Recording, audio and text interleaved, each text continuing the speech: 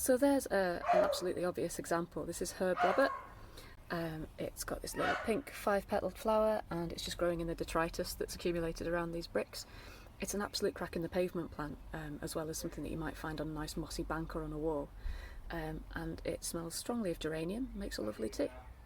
Now then. But now if I cast my camera around at this little patch down at the bottom of the garden, you might look at this and think, well, that looks like a job and a half, that really needs weeding.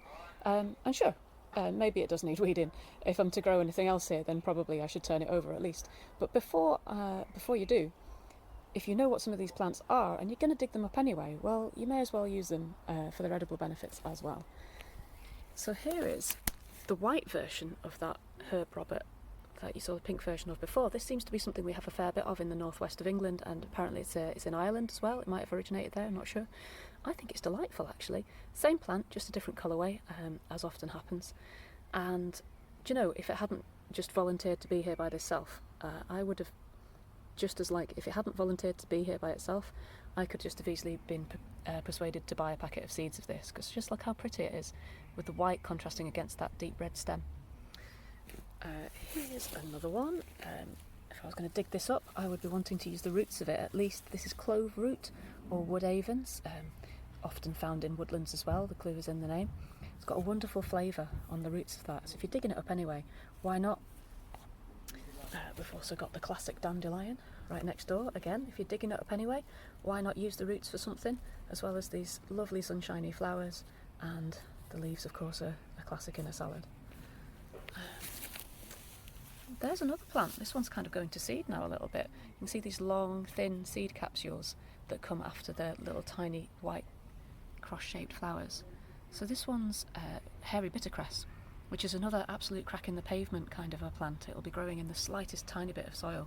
And of course it's one of those ones that immediately volunteers itself as soon as you've turned the garden over and you've got bare soil. So the leaves of this, you can see they've got these little tiny kidney-shaped leaves. Those have got a wonderful peppery kick for an egg sandwich. Now I'm going to ignore that, that's actually not part of it. That's important foraging skill really, is learning to tell one thing from the thing next to it. Here's another one. This turns up all over the place.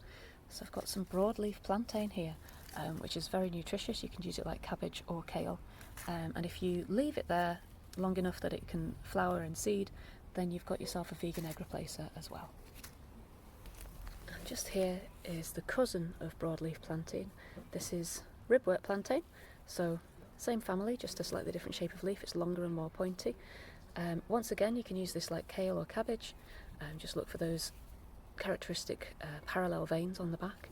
And the flowers of this, these little dark clusters of tiny flowers, are delicious. They've got a sort of mushroomy flavour, which is quite unusual for something that's not a mushroom.